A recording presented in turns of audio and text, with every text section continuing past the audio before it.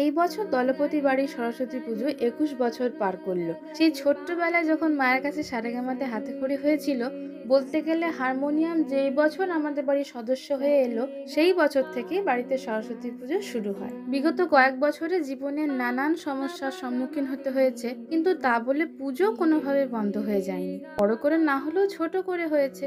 এই বছরও তার ব্যতিক্রম নয়। ওদিকে মা সরস্বতীর আশীর্বাদে আমার নিজের গানের স্কুল রবিতানকে নিয়ে আমি আস্তে আস্তে এগিয়ে চলেছি। পুজোর আগের দিন পুজোর সমস্ত আয়োজন সেরে ডেকোরেশন করে আলপনা দিয়ে রাত্রের কাজ শেষ করলাম।